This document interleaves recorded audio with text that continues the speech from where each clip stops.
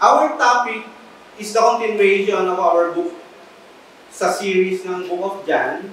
We will be proceeding to chapter 8. We finished and completed the chapter 7 last week. So, today our topic will be from chapter 8. And naniniwala ako na familiar. We are very much familiar with this story.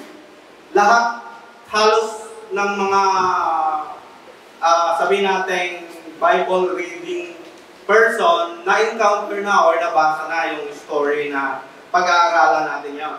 This is so popular that to the point na kahit bata siguro, alam na din yung story ng adulterous woman.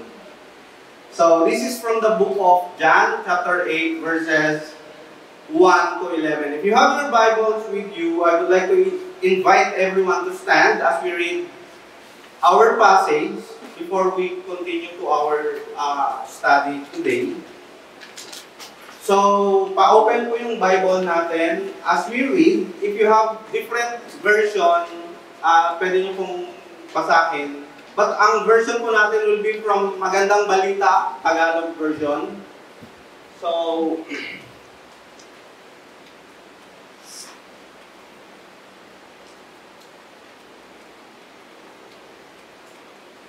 nawala. Yeah.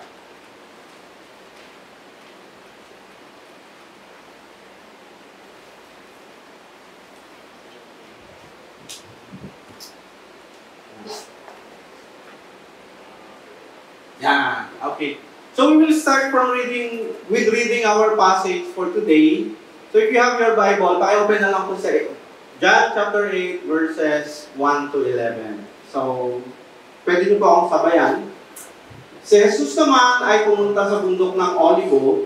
Kinabukasan, maaga pa'y nagbalik na siya sa templo. Lumapit sa kanya ang mga tao, umupo siya at nagsimulang magturo. Dumating doon ang mga tagapagturo ng kautusan at mga Pariseyo na may dalang isang babaeng nahuli sa pangangalo niya. Iniharap nila ito sa karamihan at sinabi kay Jesus, Guro, ang babaeng ito ay nahuli sa pangangalo niya. Ayon sa kautusan ni Moses, dapat batuhin hanggang sa mamatay ang mga katulad niya. Ano naman ang masasabi ninyo?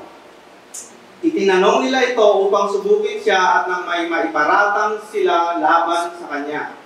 Ngunit, yumuko lamang si Jesus at sumulat sa pamamagitan ng daliri. Patuloy sila sa pagtatanong, kaya tumayo si Jesus at nagsalita, ang sino man sa inyo na walang kasalanan ang siyang maunang bumato sa kanya. At muli siyang yumuko at sumulat sa lupa. Nang marinig nila iyon, sila isa-isang umalis simula sa pinakamatanda. Iniwan nila ang babaeng nakatayo sa harap ni Jesus. Tumayo si Jesus at tinanong ang babae, nasaan sila? Wala na bang humahakol sa iyo? Wala po, Ginoo, sagot ng babae. Sinabi ni Jesus, hindi rin kita hatulan, umuwi ka na at mula ngayon ay huwag nang gumawa ng kasalanan. Let us pray. Heavenly Father, we thank you for giving us this moment and this time to have fellowship and study your word. Maraming salamat po sa iyong presensya. We are praying that as we study your word, you open our hearts and minds so that we will be able to understand whatever words and teachings you want us to learn from today. And we call upon your Holy Spirit to stand in front of us so that we will be able to understand your word. And may your name be glorified, Lord, in Jesus' name. Amen. Ang ganda ng story na to, if you will just continue reading it, you will realize we will be able to learn kung paano mag-handle ng mga situations in our daily lives. First, question. Sino mahilig mag-upload sa social media ng kanilang mga photos? Yung tipong pag may nakita isang magandang item, si selfie, tapos upload. Tapos nga daw ang kamay.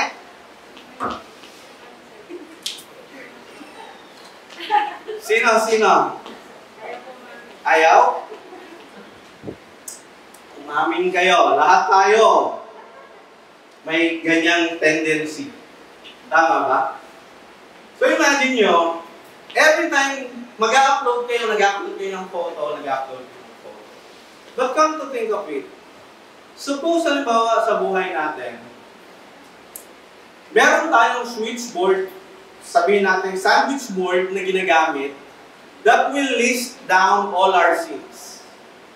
All unrepented sins. Lahat ng kasalanan na ginagawa natin will be listed in the switchboard. Na ang nakakakita lang, yung kapwa mo, na meron nalilista doon. In the same way, na yung kapwa mo, nakikita mo yung kasalanang nagagawa mo or nagagawa nila. Di ba? Would you be able to upload that? Halimbawa, may ginawa kang kasalanan, unrepented or repented sin, it will be listed down in your sandwich board. Pero hindi ko siya nakikita. The only person that would be able to see that is the other person. Tapos, pumunta tayo sa church. Pagpasok natin sa church, hindi natin alam na ito. Yun yung mga list natin. Because we felt hindi nakikita ng ibang tao yung kasalanan natin. Akala natin we can hide from the Lord. So, pagpasok mo dyan, meron kang ginawang kasalanan. Along the way, may ginawang kasalanan. Pagpasok mo dyan, anong ginagawa niyo pag may pumapasok? Lahat tayo napapatingin, di ba? Imagine yourself getting inside that door with your sins listed in the sandwich board. How would you feel? Ano mararamdaman natin?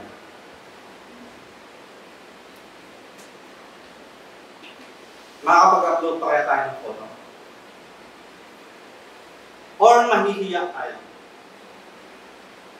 Would we be able to stand in front of everybody? Si Brother RJ, kaya kung nandito yung kasalanan ko, makakatayo sa harapan niyo. Of course, hindi. Nakakahiya. And that's what we're living like now. Especially with the social media. Sino ang naging victim ng judgment ng kaibigan once na nag-upload siya something sa social media? Napakabilis ng mga tao ngayong mag-judge. We became so judgmental to the point na hindi na natin nakikita that we too are committing sins. Na even tayo, may ginagawa tayong kasalanan. To the point na kahit maliit na kasalanan na nagagawa ng kapwa natin, ginagawa nating big deal. Of course, hindi ko sinasabing maliit lang ang kasalanan, but sa time natin ngayon, napakabilis nating humusga. And as we study John chapter 8 verses 1 to 11, what I wanted us to learn is that makita natin kung paano maging compassionate and forgiving as what Jesus Christ did. That's what we are trying to learn for today. With the current trends right now, what the world needs is a merciful person, not a condemning one. Hindi yung huhusgahan ka. Alam nang may kasalanan ka, kasalanan naman talaga. Pero yung tutulak-tulak ka pa at sasabihin, ayan. Is that Christian trait? That's what we're going to study for today. For our main point, let me just give you our main point for today. Ang main point natin is si Jesus ay nag-aalok ng awa sa halip na paghatol. Ngunit, take note, Jesus is offering mercy instead of condemnation, but take note, He doesn't compromise with sin. Hindi nakikipagkompromiso si Jesus Kristo sa kasalanan. Baka inisip natin, hindi naman pala nagka-condemn si Jesus Christ, so I can continue living in sin. No. Makikita natin dito sa study natin ngayon, Jesus is merciful Savior, but at the same time, He doesn't compromise with our sins. Because kailangan mag-repent tayo in order for us to receive His mercy.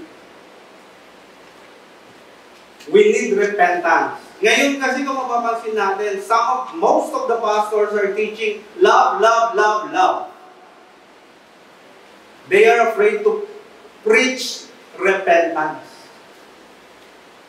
But what we're going to deal with right now is that we know Jesus' love, but He doesn't compromise with our sins. For our main outline, we have three. Number one is the inescapable challenge. Number two is the compassionate judgment. And number three, the uncompromising mercy. Let's look back to what happened in chapter 7. What happened in chapter 7? Ano nga ba nangyari nung mga nakaraang chapters na discuss natin? Pastor Jason, si Pastor Edgar, si Brother Jared. Let's look back into that para makita natin bakit tayo proceed with chapter 8. In the earlier passages of chapter 7, makikita natin doon yung activity or event na merong festival na mangyayari sa Galilee, no? So the first part of the chapter 7 is Jesus goes to the Festival of Tabernacles. If you can still remember, he is hesitant. Parang ayaw niyang pumunta, di ba? Anong ginawa ng mga kapatid, yung mga half-siblings niya? Anong ginawa sa kanya? Ano sabi sa kanya? Matid ka doon. Tapos gawin mo in public, in open yung ministry mo. Why? Bakit ginagawa nila yun? Because they do not believe in Jesus' ministry. Di ba? Even his half-siblings do not believe his ministry. Pero, Tumuloy ba si Yesu Cristo o hindi? He proceeded and began to teach during the festival. Tumuloy siya doon. Di ba? And nagturo siya. Sa pagtuturo niya, anong ginawa at naging reaksyon ng mga Hudyo, ng mga leaders? Anong nangyari? Na-amazed sila, di ba? Nagulat sila. Wow! Saan gano'n? Saan ang gagaling ito? Ang mga turo nito.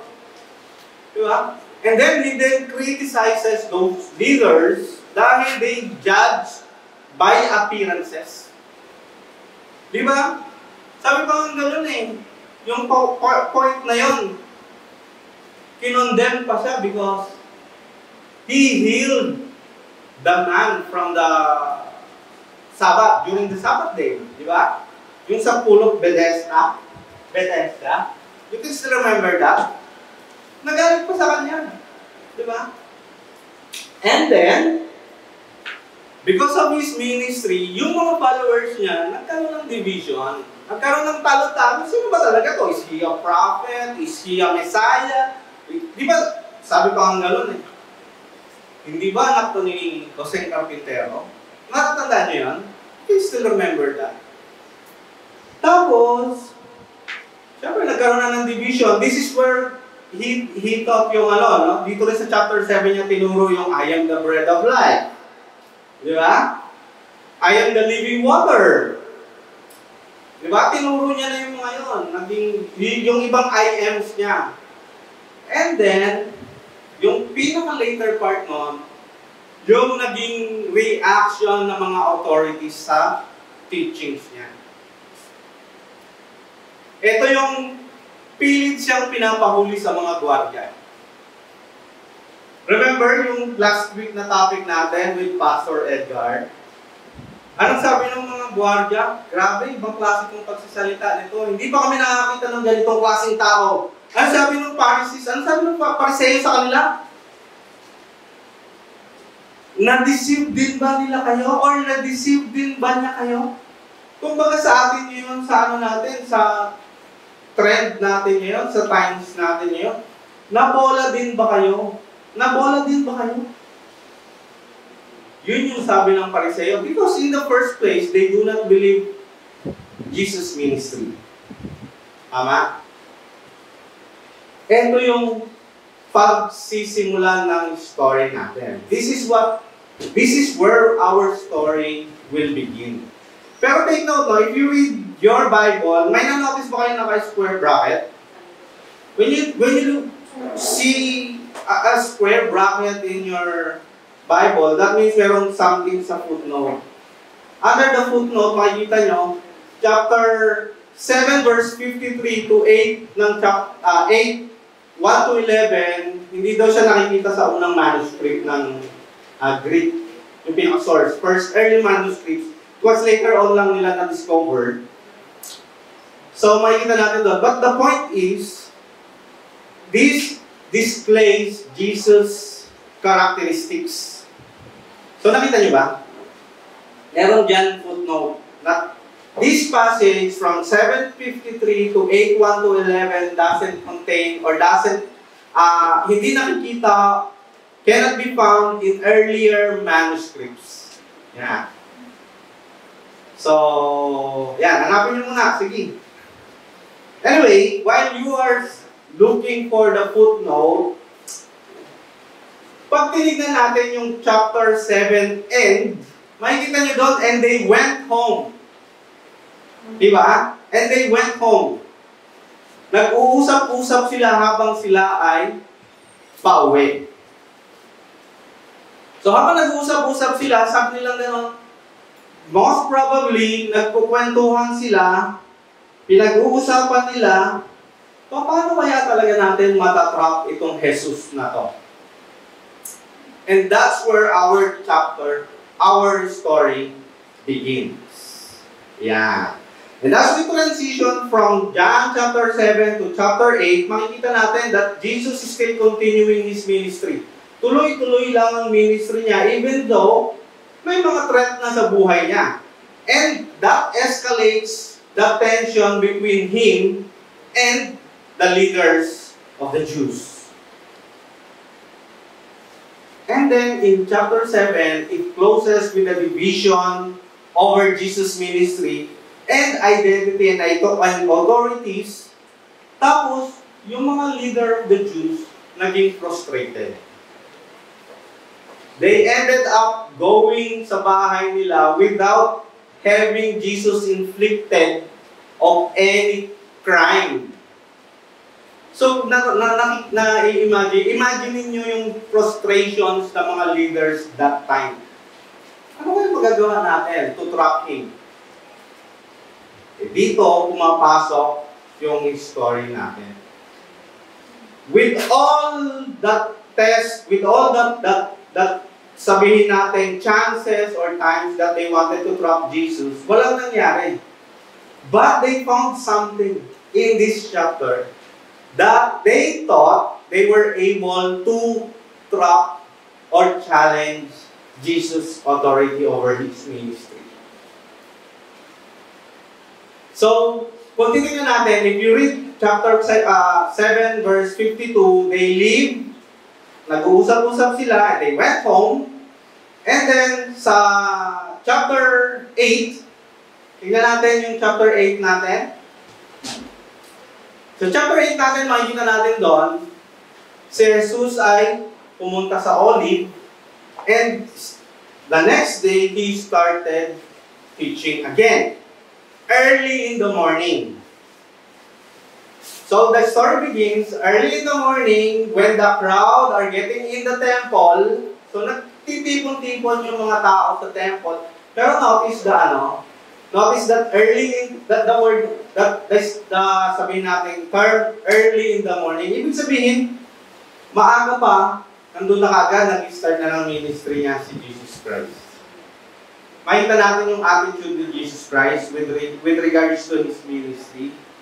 Hindi nagiging burden sa kanya yung ministry natin. And at the same time, as people are gathering, katatapos lang ng Feast of the Tabernacle. Katatapos lang ng festival nun. So, since katatapos lang ng festival nun, alam natin, maraming tao. Okay? So, in our first point, this point is the turning point na sa tingin ng mga Pharisees at ng scribes ay kaya na nilang itrap si Jesus Christ. Bakit? Tingnan natin. Dumating noon ang mga takpagturo ng kautusan at mga Pariseyo na may dalang isang babaeng nahuli sa pangangalo niya. Iniharap, take note.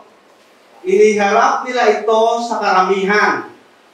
Iniharap nila ito sa karamihan. Ibig sabihin, kung nga tayo, nagka-gather tayo, they brought the woman in front of us. Ito, nandito siya. Considering that Jesus is already teaching, anong ginawa nila? They interrupted Jesus' ministry. They interrupted Jesus' teaching. Kung saan nag-uumpisang magturo si Jesucristo, pumasok sila doon at nilagay yung babae sa harapan. Nakita niyo kung gaano kawalang galang ang mga Pariseyo sa ministry ni Jesus Christ. He is already teaching, Tapos pumasok sila dire-diretso, and then they put the woman in front of everyone, and then they began saying, Guro, ang babaeng ito ay nahuli sa aktong pangangalo niya. Ayon sa kautusan ni Moses, dapat batuhin hanggang sa mamatay ang mga katulad niya. Ano naman ang masasabi ninyo? Diba? Considering they are already knowledgeable in the law. Ano sabi nila? Ano naman ang masasabi ninyo? Kung meron isang teacher, tapos sasabihin doon sa isang estudyante, ano naman masasabi mo? Sa tingin niyo ba, nagtatanong talaga yon at may gustong malaman? No. Kaya sabi doon ni John, sabi ni Juan, itinanong nila ito upang subukin siya at nang may maiparatang sila laban sa kanya. Because they seized the opportunity para matrap nila si Jesus Christ. So the scribes interrupted his teaching, bringing the woman caught in adulterous act. Ano sa tingin nyo nararamdaman ng babae? Nahihiya, natakot, di ba? Question, ano nga bang Pariseo at scribes? According to GodQuestions.org, ang scribes daw ay mga taong marurunong sa batas. Mga teachers of the law. Dati Pariseo lang kumukontra kay Jesus Christ, di ba? Nung nagpa-uwi sila, nagkukwentuhan yung mga Pariseo, sabi nila, ano ba yung kailangan natin gawin? Naisip nila, ba't hindi tayo kumuha ng kasama, ng katulong para ma-corner natin si Jesus Christ? Tawag tayo ng isa sa mga grupo na magagaling sa batas. Kailangan natin ng reinforcement. So, tinawag nila yung mga eskriba. At ang eskriba, they are the teachers of the law. Teachers of the law, tatanungin si Jesus Cristo, ano po ang masasabi ninyo? So that means they are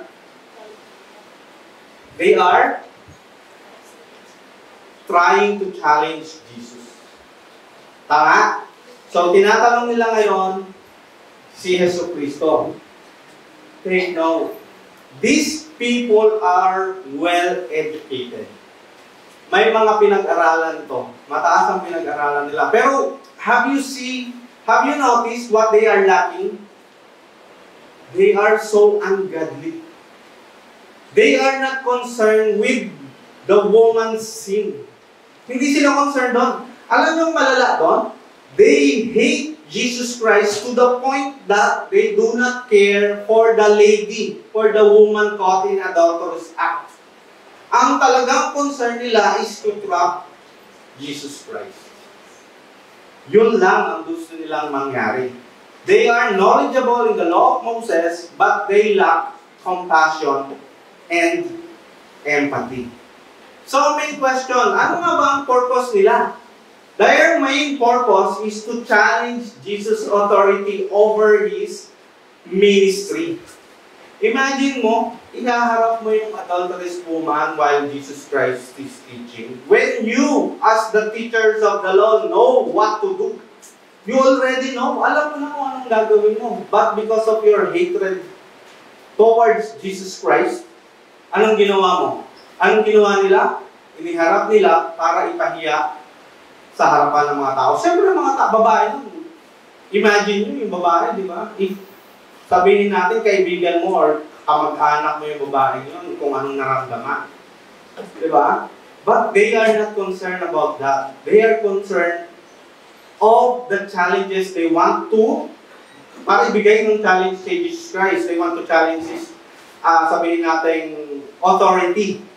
According to Discovery Bible, ang main reason daw for the Pharisees and scribes, kaya dinala nila yon or ginawa nila yon is because of two things. Naisip nila, corner na corner si Jesus Christ. You know why? Because kapag sinabi ni Jesus Christ na huwag niyong batuhin yan, or sabihin natin, kapag sinabi ni Jesus Christ, sige, batuhin niyo yung babae na yan. Imagine niyo lang to. Pag sinabi ni Jesus Christ, sige, batuhin niyo yung babae na yan. Jesus is already contradicting His grace, His offer of grace and mercy. Pag sinabi ni Jesus Cristo, sige, batuhin mo na yan. Ito yung message ni Jesus Christ about grace and mercy of God. Kino-contradict niya na. Tama ba ako? Paano mo sasabihin? Siyempre mga tao, grabe naman tong si Jesus. Nagtuturo ng grace and mercy, pero pinababato yung babae. So, corner si Jesus Christ doon. And then the second possible reason, kapag ka sinabi niyang huwag niyong batuhin yung babaeng yan, another reason for Jesus Christ para mag-fall sa kanyang ministry. Why? Because that means He disagrees with the law of Moses. Siyempre sasabihin nila, baulaang propeta pala itong Jesus na pinaniniwalaan ninyo because He disagrees with law of Moses. Di ba? Hindi naman pala ito sumusunod sa batas natin. Pero notice what Jesus did. Napansin nyo? When the Pharisees and the scribes taught, corner na natin to, makakasuhan natin to, madadala na natin to. Anong ginawa niya? Yumuko lamang si Jesus at sumulat sa lupa sa pamamagitan ng daliri. Did he say something? Nagsalita ba siya? Wala. Tama ba ako? Wala namang sinabi dito si John na nagsabi siya or nagkwento siya or kinondem niya. Tama ba ako? Question, who among you plays chess? Sino naglalaro ng chess? Yan. When I was during my teenage years, mahilig ako maglaro ng chess. Hindi naman ako magaling, pero I can checkmate you in 4 moves. Yan. Mga tipong ganon. Mga tipong ganon yung dating you know what I learned from playing chess? Sometimes, kahit naka-position ang mga pieces mo, sometimes kahit alam mong mati-checkmate mo siya, hindi yun ang nangyayari. And that's what the Pharisees taught. They thought, with that situation of the woman caught in adulterous act, akala nila na-trap nila si Jesus Christ. But you know, yung wisdom ni Jesus Christ came from the Father. His wisdom, hindi kagaya ng wisdom ng mga tao. Tama? That's why the situation wherein they thought they were able to trap Jesus Christ. Si Jesus Christ was able to turn their trap into a lesson on grace. Nabigyan sila ng aral ni Jesus tungkol sa awa at grasya ng Panginoon. Alam nyo, as Christians, para tayong minsan yung babae na nasa sitwasyon na ipit sa kasalanan, ipit sa problema. Minsan naman, para tayong nasa sitwasyon na trap at wala na tayong pupuntahan. Pero alam nyo, what Jesus did is the same today, tomorrow, and yesterday. Anong ginawa? Sometimes, it's better not to speak. The most powerful thing that a person can do during the times na down tayo is to stay quiet. Reflect on His wisdom, ask for His guidance. Kung minsan, ang pananahimik ang pinakamabisang gawin para sa sitwasyon na tayo ay gipit na gipit. Have you experienced saying something sa isang tao na ikaw ay ginikipit? Anong nangyayari? It escalates the situation. Imbes maayos, lalong lumalala. Sa pagkakaibigan, sa mag-asawa, sa magulang at anak. Minsan, kapag tumatahimik ka na, minsan naaayos ang sitwasyon. Or kadalasan naaayos ang sitwasyon. Tama ba ako? Amen? Di ba? Kasi the more you speak, minsan nag-trigger pa yon. And the way you deliver your statement. So, tingnan natin, no? Tumahimik si Jesucristo to the point na nagsulat lang siya sa ground. Yumuko siya, sulat siya sa ground. The Pharisees and the scribes thought, yes, corner na to. That's why, inisip nila, i-pursue natin ulit. Tanungin ulit natin siya. Let's continue asking Him. So sabi nga nun, sa next passage natin, patuloy sila sa pagtatanong, kaya tumayo si Jesus. Because they thought, eto na, hindi siya makapagsalita. Tahimik lang siya. Sometimes, akala ng kalaban natin, akala ni Satanas, yung pagiging tahimik means defeated tayo. Hindi niya alam, we as Christians, if we stay quiet, we are asking for God's guidance and wisdom. So, akala nila, corner na nila si Jesus Christ. Diba? So, they kept pursuing and questioning Jesus Christ. So, tinanong si Jesus Christ. Anong ginawa ni Jesus Christ? Anong ginawa ni Jesus Christ? Tumayo siya. Siguro nagulat yung mga Pariseo. Biglang tumayo.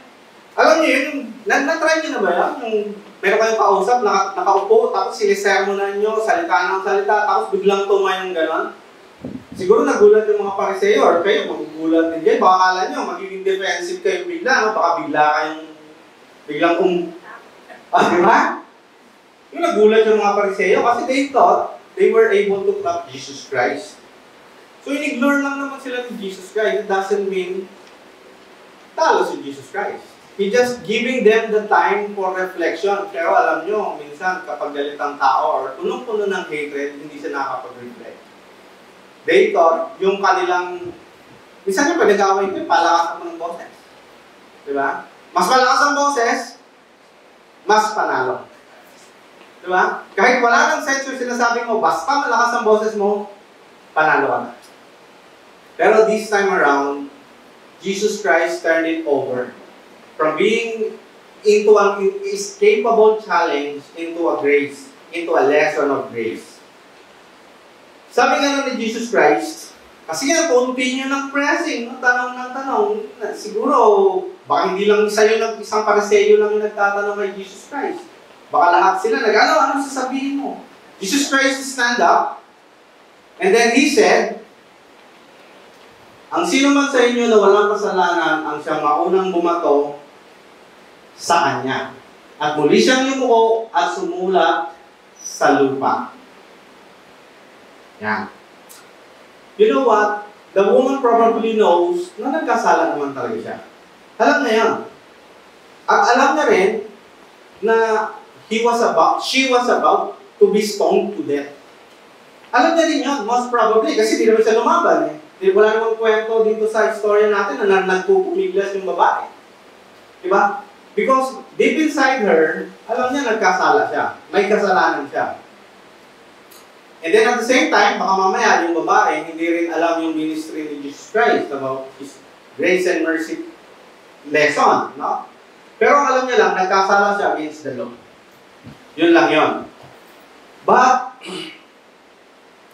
as Jesus Christ teaches His sa grace and mercy, alam nyo, makikita natin doon, Pharisees thought Jesus Christ was there to condemn the woman. Pero alam nyo, Jesus Christ is not sent to the world to condemn the world. Hindi para i-condemn ang mundo.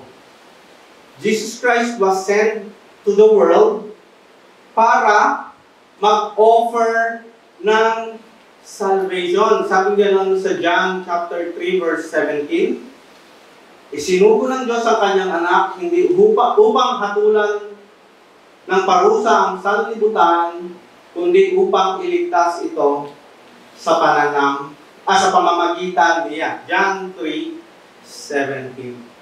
Siguro akala ng mga Pariseo, nandito si Jesus Cristo para mag-condemn.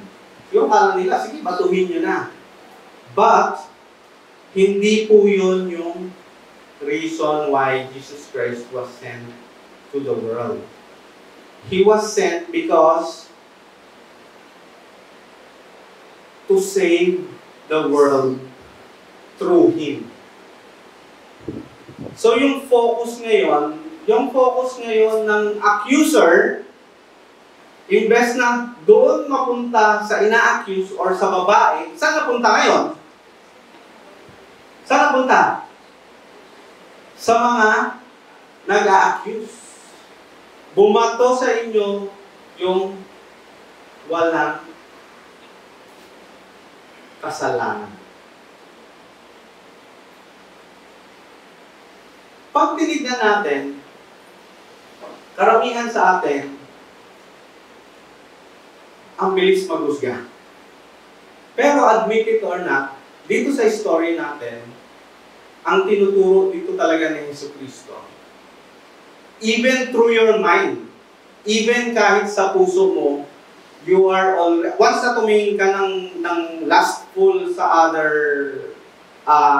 gender or sa other person, you are already committing adulterous act. Even by your mind or your heart.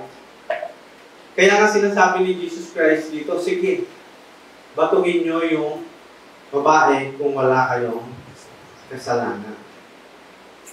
But take note, brothers and sisters, huwag po tayong ma-misled with that situation. Baka iniisip natin, hindi naman pala ako huhusgahan ni Jesucristo. Okay na palang maging babaero ako. Kasi hindi naman pala ako hinuhusgahan ni Jesus Christ. No. What Jesus Christ is telling us is, if you will be the judge, if you will accuse somebody, make sure na malinis din ang konsensya natin. Malinis din yung mga Pariseyo sa konsensya nila when it comes to adulterous act. Kasi Jesus can see through us. Jesus can see through sa heart natin.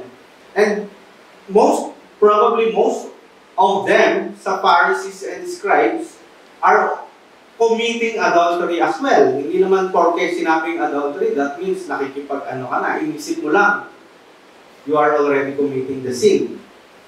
Pero, brothers and sisters, once you realize you are already a sinner and you are not, sabihin natin, perfect, sabi ni Tim Keller, once we realize or we grasp that we are unworthy sinners saved by an infinitely costly grace, it destroys both our self-righteousness and our need to ridicule others.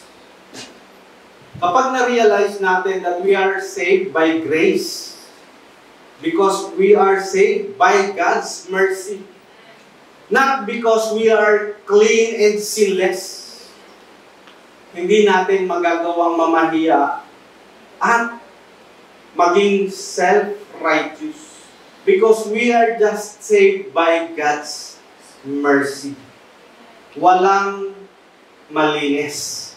Most of the times, we are tempted to have an outright judgment.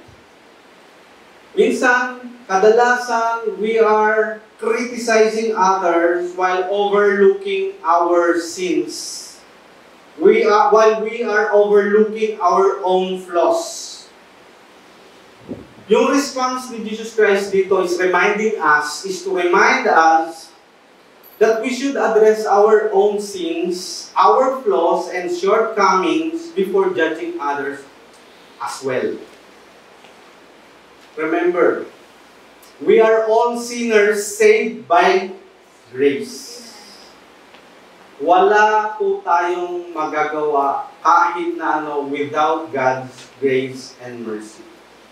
Before judging others, we must acknowledge our own shortcomings.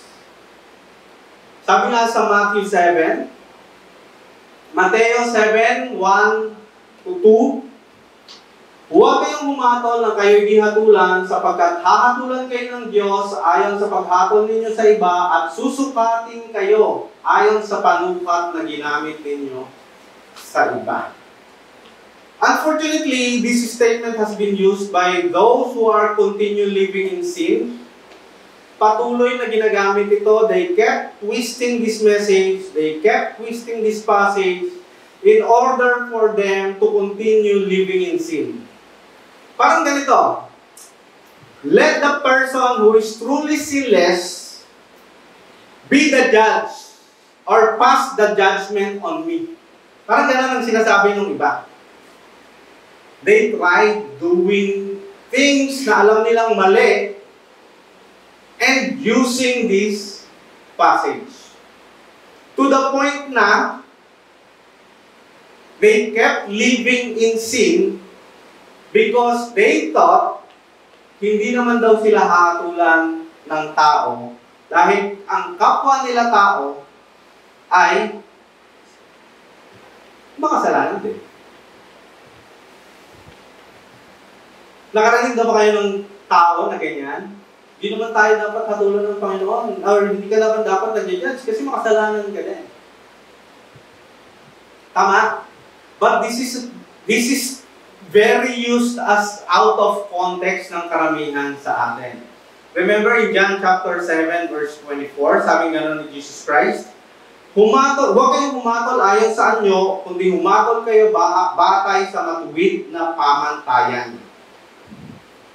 Matuwid na pamantayan. Meaning, hearers should just not judge according to the appearance, but with righteous judgment. In this context, makikita natin, sinasabi ni Jesus Christ yung sinasabi sa Deuteronomy chapter 17 verse 1. Basahin ko lang 1 to 7. Basahin ko lang po yung sinasabi sa Deuteronomy chapter 17 verse 1 to 7.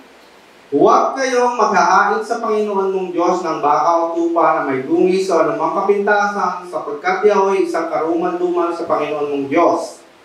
Kung may masusumpungan sa gitna mo sa loob ng alinman sa inyong mga pintuang daan na ibinigay sa inyo ng Panginoon mong Diyos, ang lalaki o babae na gumagawa ng kasamaan sa paningin ng Panginoon mong Diyos sa salangsang sa kanyang tipan, at yumaon at naglingkod sa ibang mga Diyos at sumamba sa kanila o sa araw o sa buwan o sa anumang natatanaw sa langit na hindi naiutos at maisalaysay sa iyo at mabalitaan ay iyong ang sisiyasating masikap at narito kung totoo at ang bagay ay tunay na gayong karumal-dumal ay nagawa sa Israel.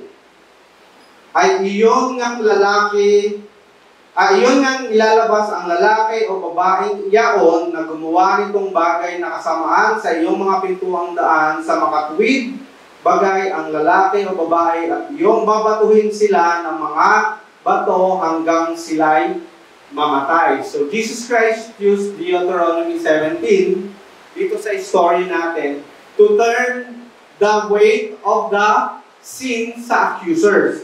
Because kung titignan natin sa verse 6, sa bibig ng dalawang saksi o ng tatlong saksi ay papatayin ang dapat mamatay, sa bibig ng isang saksi ay hindi siya papatayin. Sa isang saksi lang hindi siya papatayin. Sa dalawa or higit pa, papatayin siya. In verse 7, ang kamay ng mga saksi ay siyang unang papatay sa kanya. At pagkatapos, ang kamay ng buong bayan. Remember when Jesus said, bumato ang siyang walang kasalanan. Alam ni Jesus Christ, ito ay mga nag-aral sa batas. So alam ni Jesus Christ, kapag sinabi niya yon, malalaman ng mga Pariseo at Eskriba kung ano yung verse sa Old Testament na tinutukoy niya para magamit nila at makapagsuring sila on their end. Nakuha nyo? Hindi lang basta nagsalita si Jesus Cristo. Nagsalita si Jesus Christ using their law. Yung law ng Old Testament. Yung Old Testament law na alam at kabisado by heart ng Pariseo at Eskriba. Nakuha ninyo? So, bumato ang dalawa or papatayin ang dalawa o higit pa na merong witness, pero kung pag-isa lang ang witness, hindi siya babatuhin. Ang unang babato, yung mga nag-witness sa kanya. Okay? Kung mapapansin natin, yung unang babato supposed to be yung nakakita. Sino nakakita? Sino nakakita sa Adulterous Act? Yung Pariseo at mga Eskriba. Nahuli daw nila. But they did not do anything. Di ba? Wala silang ginawa. Sabi nga gano'n, in Deuteronomy 19, mapapansin natin in Deuteronomy 19 verses 15 to 21, alam din ng mga Pariseyo kung bakit hindi nila ginawa. Because in verse 19, tingnan natin, no? Hindi sapat ang patutuo ng isang saksi. Karugtong ito ng verse 17, ha? Hindi sapat ang patutuo ng isang saksi upang mahatulang nagkasala ang isang tao. Kailangan ang patutuo ng 2 o 3 saksi. Remember in chapter 17, kung isa lang, hindi siya makatulang patayin. Pero pag may 2 o higit pang saksi, papatayin siya. Basta nagpapatotoo. Kapag ang isang taong may masamang hangarin ay nagbintang ng hindi totoo sa kanyang kapwa, silang dalawa ay pupunta sa lugar na pinili ni Yahweh at haharap sa mga pari at sa mga hupong na nanunungkulan. Sisiyasatin sila ng mabuti ng mga hupong at kapag napatunayan kasinungalingan ang bintang, take note, ang parusang hinahangad niya sa kanyang pinagbibintangan sa kanya, igagawad. Nakita nyo? Alam ng mga Pariseyo ang tinutukoy ng Panginoong Jesucristo. Nung sinabi niyang bumato ang walang kasalanan. Jesus is implying, oo, totoo namang sinabi sa batas na ni Moses na papatuloy natin. But, take note, kung kayong mga Pariseyo at eskriba ay nagbibintang ng hindi totoo, yung parusang hinahangad nyo sa babaeng yan, yun ang igagawad niya sa inyo. So Jesus' words are meant to remind them yung seriousness of their charges. Gaano kaseryoso yung pag-aakusa nyo? Ano ba yung motibo ninyo? Diba? So, ano ba yung motibo ninyo? Sabi ng gano'n, before you pick up that stone, take a good look in the mirror. Make sure you are morally qualified to put this woman to death. Make sure there is no malice, no deceit, no trickery, no dishonesty. Make sure you are not guilty of the same crime this woman has committed. So Jesus Christ is reminding them that their testimony is supposed to be honest, truthful, and without malice. If they really want the death of that woman, dapat walang malisya, walang pagsisinungaling, at totoo yung kanilang paghatol. Brothers and sisters, Jesus Christ is not forbidding judgment. Hindi niya pino-forbid. Hindi niya sinasabing hindi tayo dapat humusga. Ang sinasabi niya lang, when you judge, make sure you are morally upright. Wala ka dapat bahid din ng kasinungalingan at kasalanan ng ina-accuse mo. Accuse ka ng accuse ng magnanakaw siya, ikaw din naman nagnanakaw. Pero, don't get me wrong. Baka naman sabihin niyo, sabi ni Brother RJ, huwag daw ako mag-accuse kasi nagnanakaw din ako, hindi ko siya i-rebuke. You can rebuke them as well. But make sure lang, once you rebuke them, you repent as well. You turn around from your sins. Because you already know the truth. Diba? Alam mo na yung katotohanan. Halimbawa, yung kaibigan mo, nanonood ng pornography. Tapos ikaw din, nanonood ka rin ng pornography. Does that mean hindi mo i-rebuke yung kasama mong Kristiyano? Of course, you have to rebuke them. You have to rebuke him. But you have to rebuke yourself as well. So sasabihin mo sa kanya, huwag ka manunod yan. Dapat pag sinabi mo sa kanya yon, sasabihin mo rin sa sarili mo, hindi ka dapat manunod yan. Yun yung sinasabi ni Jesus Christ dito. Kaya nga kung titignan natin, sabi ganon, Jesus Christ wanted those who are accusing to be morally upright. Sabi ganon, nais niya na ang mga saksi ay dapat may moral na kwalifikasyon upang umusga. Dapat they have moral qualifications to judge as well. Tama? Kung mag-judge ka, you have to make sure that you are not doing the same sin. Or even if you are doing the same sin, you have to repent. You have to turn away from that sin. Yun yung tinuturo ni Jesus Christ sa atin. Kaya nga, when they heard yung sinabi ni Jesus Christ na bumato sa inyo yung walang kasalanan. Take note the order of those persons who live the sin. Saan nag-umpisa? Sa pinaka matanda. At nang marinig nila iyon, sila isa-isang umalis simula sa pinaka matanda. You know why? Because karamihan ng mga mature Christians, alam nila sila mismo nagkakasala. That's why, hindi sinabi ni Juan, umalis yung pinakabata mula sa pinakamatanda. Because karamihan sa mga matatanda, mas mabilis nilang ma-review yung sarili nila. Pansin ninyo, mature Christians, sino mga mature Christians? These are the persons who are open for correctness. Open pag napapagalitan.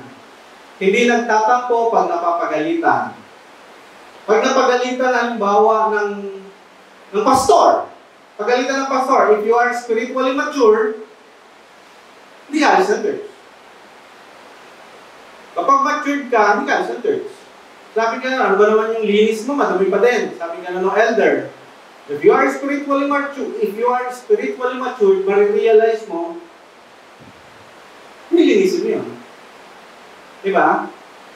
Kaya kung mapapansin natin, gradually, unti-unti, hanggang sa bata, pinakabata, na-realize ng mga pinakabata, hindi sila morally upright to judge the woman.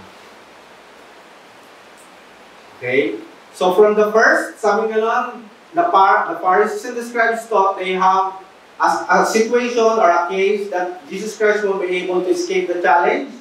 And then, na-realize ni Jesus Christ, nagot yung ganito, na-realize ng mga Pariseo at ng Eskriba, Jesus Christ is not here to condemn, but to judge compassionately.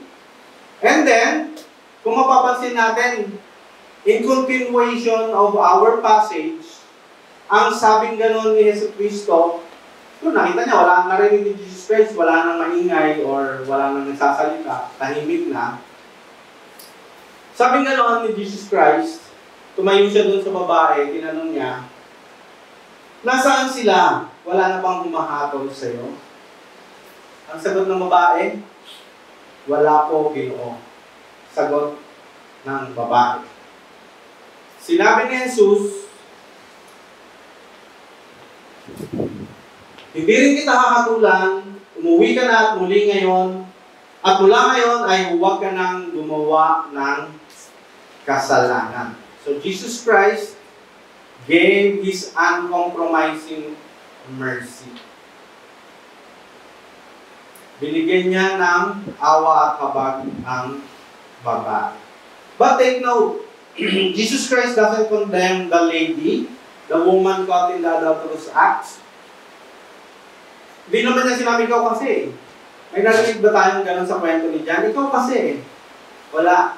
Sabi niya lang, go and live your life with no sin. And do not sin, or sin no more, depending on your translation. We all know that Jesus Christ is the only one qualified para mag-judge in that situation. But she did not condemn the woman. She gave her His uncompromising mercy. When we say uncompromising mercy, yung awa at habag niya, binigay niya doon sa babae, but He did not compromise on the sin of the woman. The woman may committed adultery. The woman may have been committed other sins. Pero hindi niya hinusgahan yung babae. Bagkus, pinatawad niya sa kasalanan.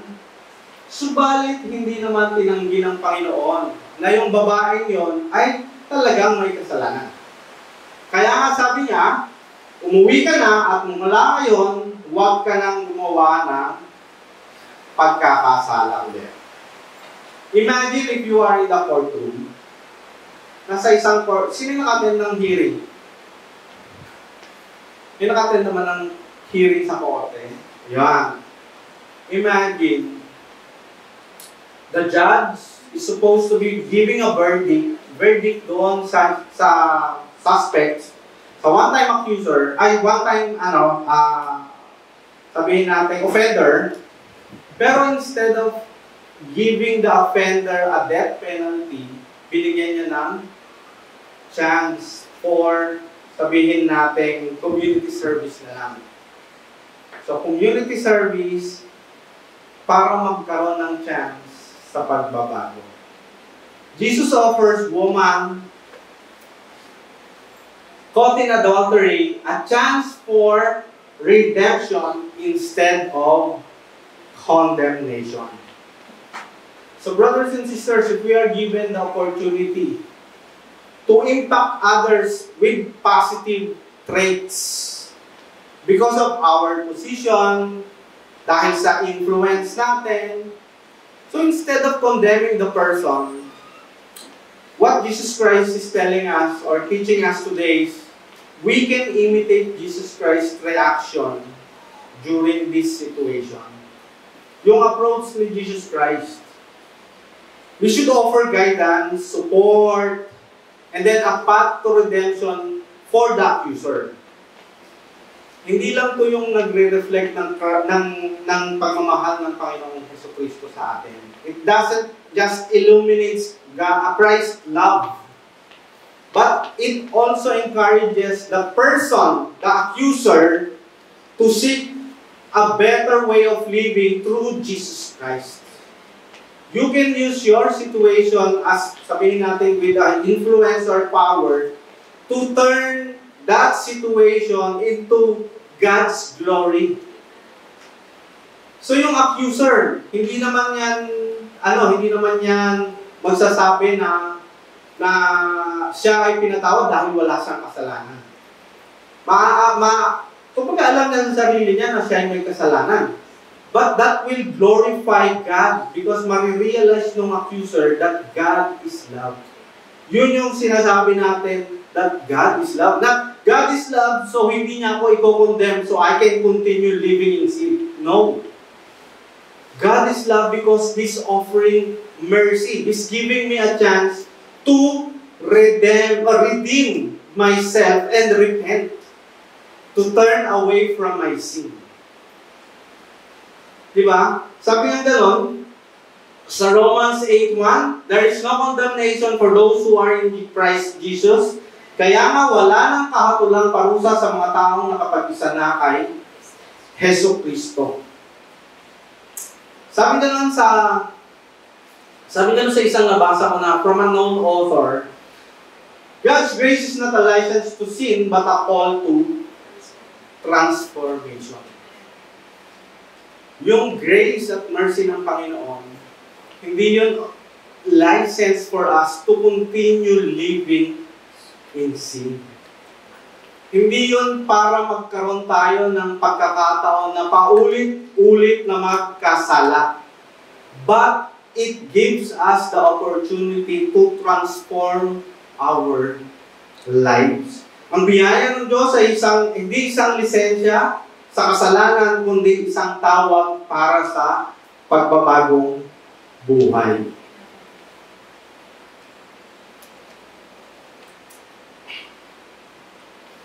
I want to end this topic with the testimony of Emily Toms. Si Emily Toms, she lives her life as a lesbian, tomboy. In other words, dati wala namang LGBTQ, di ba? So she lives her life as a gay. At the age of 15, nag-start siya mag-date ng same-sex. Nakipag-date siya sa kapwa niya babae. Yan. And the same as most of us, she keeps using the scripture to live and justify the life that she chose. She keeps twisting scriptures to justify her relationship with the same sex. So most probably, ginamit kay Matthew 7:1-2. And then at the age of 22, nag-engage siya sa same sex, sa babae, kapwa niya babae, and then she was invited for a Bible study.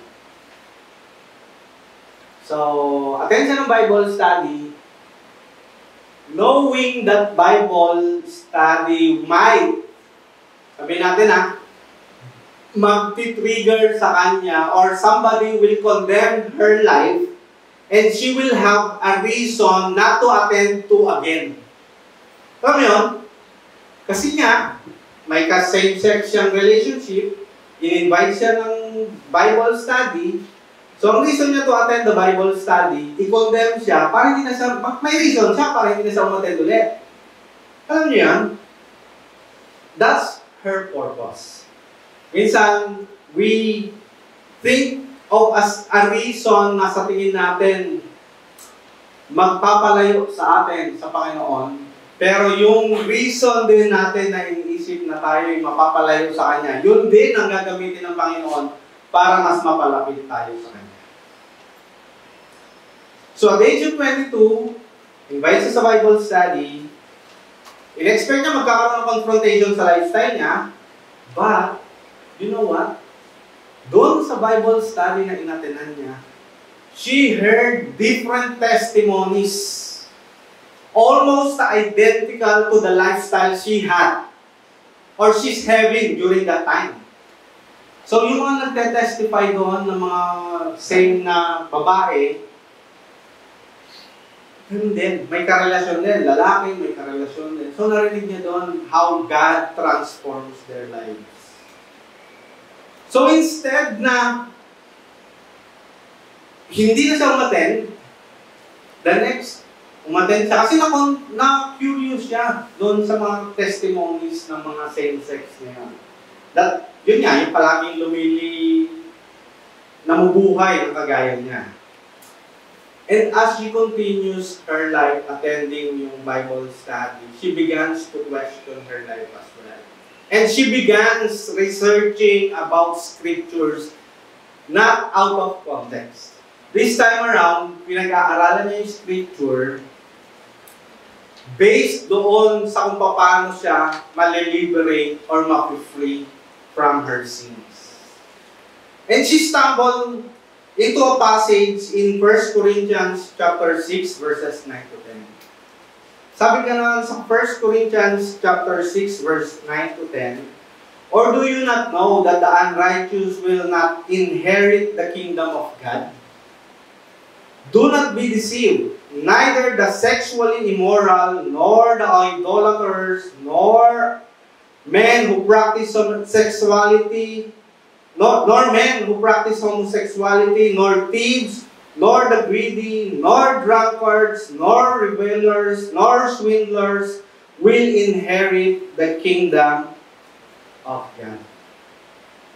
So yung curiosity niya, she stumbled into 1 Corinthians chapter 6. These verses convicted her.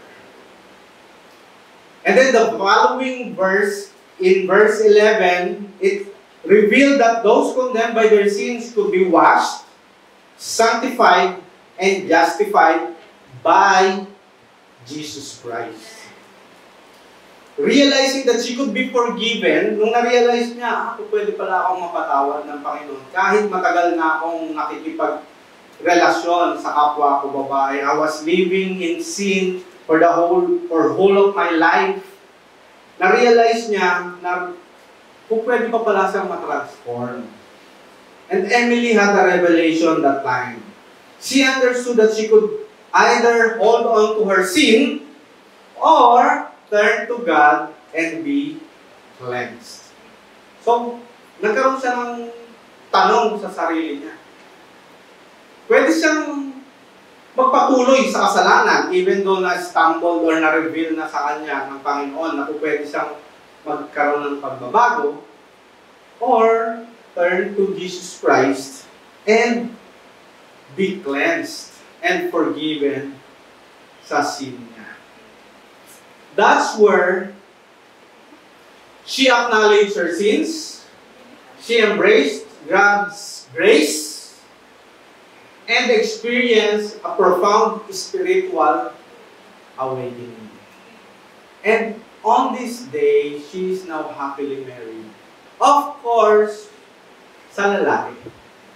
And this is now her. Brothers and sisters, kahit matagal na tayo namumuhay sa kasalanan, as long as you accepted Jesus Christ as your Lord and Savior, you can still be forgiven. You can still redeem yourself. As long as you accept your sins and you repent. Sabi nga sa Luke chapter 13 verse 3, I tell you no, but unless you repent, you too will all perish. Akala ba ninyo dahil sa sinapit nilang yon, higit silang masama kaysa ibang mga taga-Galilea? Hindi. Ngunit sinasabi ko sa inyo, malibang magsisi kayo talikuran ng inyong kasalanan, mapapahamak din kayong katulad nila. Brothers and sisters, just like Emily Thomas, naiisip natin we are already trapped in our situation. Akala natin wala na tayong chance para makaahon sa problema natin. Akala natin wala na tayong chance to be forgiven sa ating unrepented sin. Or we are already in an inescapable challenge. I am inviting you. Inaanyayahan ko kayo. Kahit gaano kayo katagal na sa isang situation na akala nyo wala na kayong pupuntahan or malalapitan. Now is the time to confess to Jesus Christ your sins. All our sins, hindi lang po kayo, pati ako. All we have to do is confess our sins and ask for His for His compassionate judgment. Because Jesus is a compassionate judge. And then receive His uncompromising mercy. If you haven't repented or you are still living in sin right now, or sins that you have committed in the past, or in the present, or meron man kayong galit sa puso nyo ngayon, na hindi nyo pa naaalis towards someone, siguro now is the time for you to come to Jesus and accept Him as your Lord and Savior. Because Jesus Christ will not condemn us. Ang sasabihin lang sa atin ni Jesus Christ, go and sin no more. Go now and live your life of sin. These, brothers and sisters, highlights our study ngayon. This highlights the balance of grace and mercy and the call to repentance and transformation. Because, brothers and sisters, Jesus Christ is our compassionate judge and merciful Savior. With that, brothers and sisters, I would like to invite each and every one of you to stand as we say our closing prayer. And I hope as we leave this place right now, today, in a moment, siguro mamaya, as we leave po, I am encouraging you, if you have unrepented sins, take this opportunity to come to Him and ask for His forgiveness. Ask for His compassionate judgment and for His uncompromising mercy. Heavenly Father, thank you, Lord, for your word. Thank you, Lord, for speaking to us today. Thank you for your gospel and for reminding us that you are our compassionate judge and our merciful Savior. Heavenly Father, marami man po kaming kasalanan ngayon na hindi pa po namin naihihingi ng tawad sa iyo. Kami man po ay nasa kasalanan, kami man po ay may galit sa ibang tao. Humihingi po kami ng iyong awa, ng iyong habag, ng iyong mercy. Forgive us, Lord, because we are sinners. Thank you, Lord, for giving your Son, Jesus Christ. Maraming salamat, Lord, sa dugo ng iyong anak na si Jesus Cristo upang kami nahingi sa pagbibigay ng iyong anak na si Jesus Cristo. Maraming salamat, Lord, sa buhay niya. At nawa po, Lord, as we leave this place, ma-realize po namin na ang talagang makakapagligtas lamang po sa amin ay si Jesus Cristo at ang kanyang dugo. Lumalapit po kami ngayon sa inyo, Lord,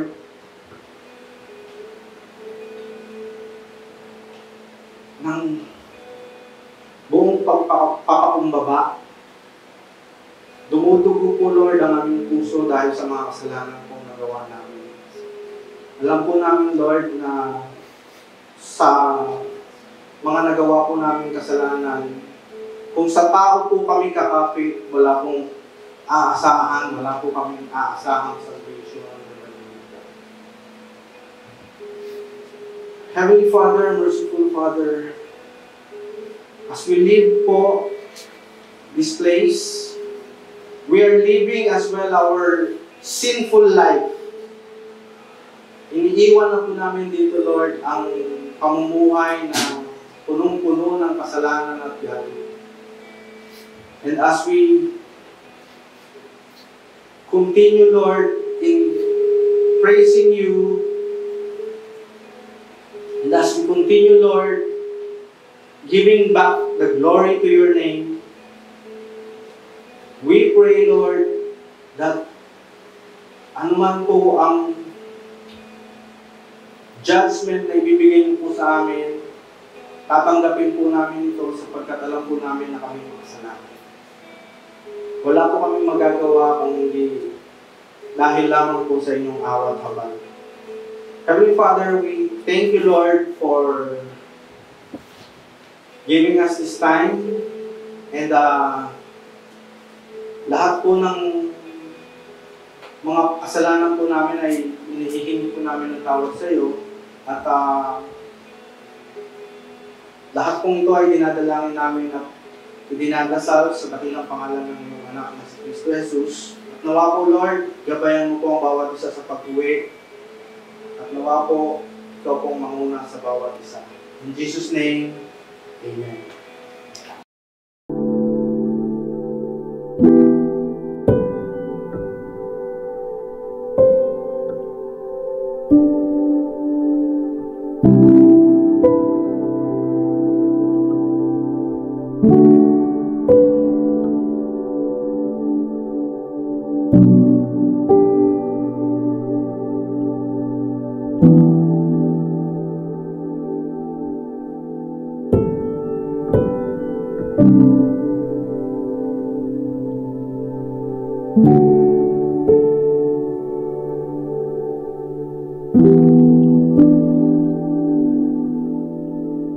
Thank you.